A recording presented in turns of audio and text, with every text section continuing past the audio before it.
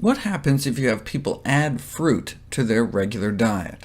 3 apples or 3 pears a day as snacks between meals on top of whatever else they were eating.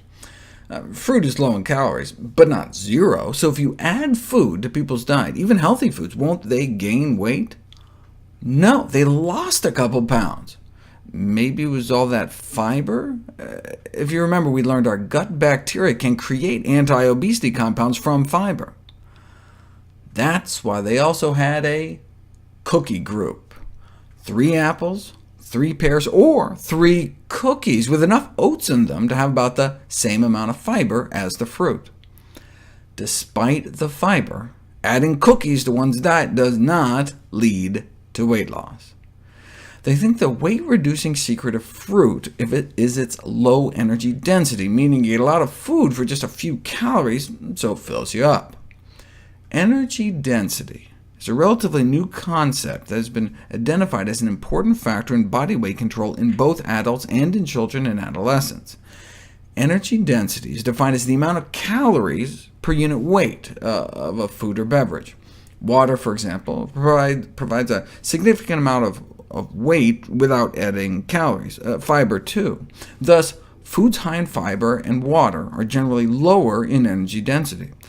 On the other hand, because dietary fat provides the greatest amount of calories per weight, foods high in fat are generally high in energy density. The CDC offers some examples of high-energy density foods are like bacon, lots of calories in a small package. A medium energy density food is like a bagel, and a low-density food typified by fruits and vegetables.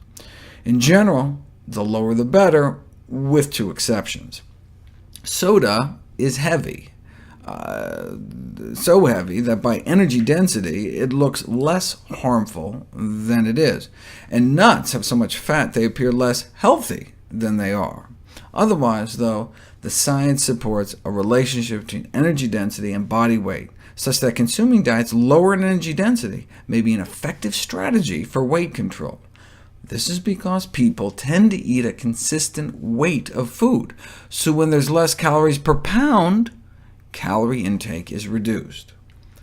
A small drop in energy density can lead to a small drop in weight, and the greater the decrease in energy density, the greater the weight loss.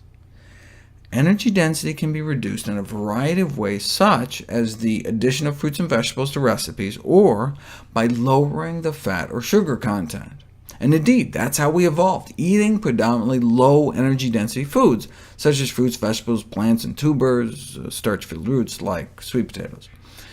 The first study to emphasize how fruits and vegetables could affect energy density and food intake was conducted more than 30 years ago. Researchers were able to cut people's caloric intake nearly in half, from 3,000 calories a day down to 1,570, without cutting portions, just by substituting less calorie-dense foods, which means lots of fruits, vegetables, whole grains, and beans, compared to a high-energy density meal with lots of meat and sugar. Nearly half the calories, but they enjoyed the meals just as much. They tried this in Hawaii, putting people on a traditional Hawaiian diet with all the plant foods they could eat.